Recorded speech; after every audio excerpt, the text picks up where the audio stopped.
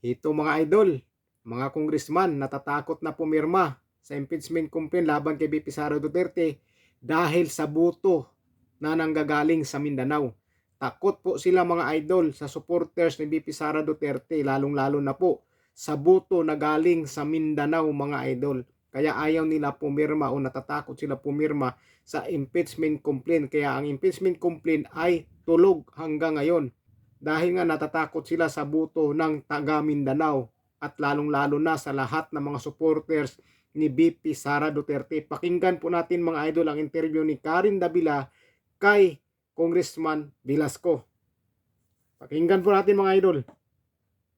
So, I mean, given the fact that the lower house has a supermajority right now, it's quite surprising why the complaints can't get 103 signatures.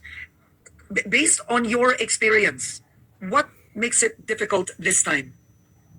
Well, I cannot speak on behalf of the House members, no?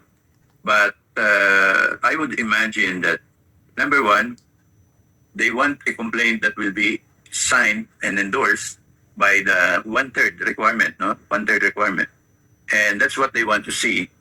Because given the few remaining session days, no? Because if you will count the remaining session days of the 19th Congress, there will be only about 5 times 3, that's about 15 session days before its final adjournment, no, in June. So, for 15 session days, it will be very difficult to process it, applying the rules. Refer to the committee on rules by the speaker, committee on rules to the plenary goes to committee on justice, no? That whole process, if it will take place, that will need more than 18 session days. So, maybe, I'm just guessing, maybe the House members are hesitant because of this very short time frame.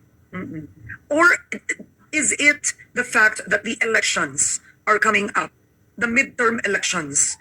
Is this a factor why they are not signing? It could also mean that, because the moment they sign this or endorse, the moment they endorse through their signature, through a resolution, any of the complaints, it could affect their re-election efforts, no? Takot. Especially if one congressman is running for a national post like a senatorial bet or party list. Party list candidates are voted nationwide, no? So maybe one of their concerns is the votes that they could gather potentially from Mindanao. Ayun pala. Kita niyo mga idol, takot na takot sila sa buto na nanggagaling sa Mindanao kaya ayaw nila pumirma sa impeachment complaint laban kay VP Sara Duterte. Kita mo lang, kinakatakutan nila ang supporters ni VP Sara Duterte. Alam naman po natin na napakarami po ang supporters ni VP Sara Duterte at isa na po ako doon. Lalo-lalo na sa taga Mindanao. Ayan ang sinasabi na nga ba eh. Dinidiin niyo yung Vice President. Yun pala, takot kayo sa mga supporters ni VP Sara Duterte.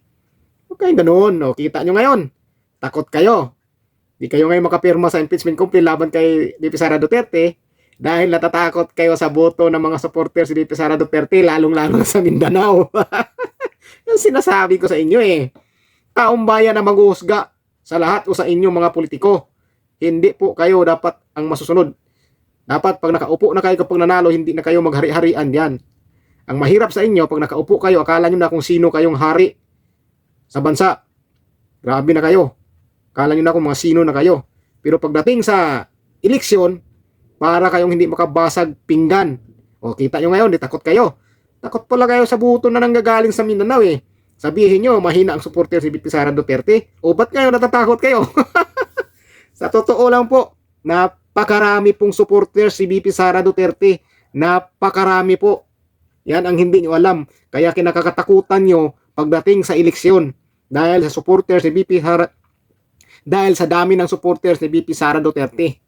Yan ang katotohanan. Natawa tuloy ako. Natakot sa buto sa Mindanao. Kaya yung pumirma.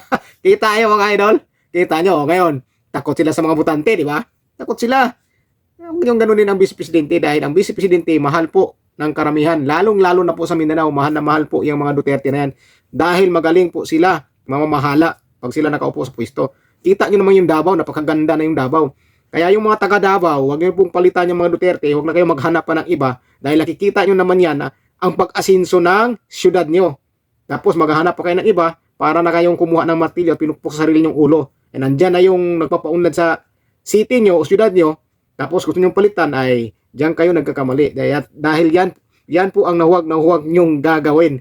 Dahil pag ginawa nyo yan, nako, kung ano nakikita nyo ngayon sa Davao na napakaganda, napakalinis, baka pag napalitan nyo ang mga Duterte dyan, kabaliktaran ang mangyayari dyan.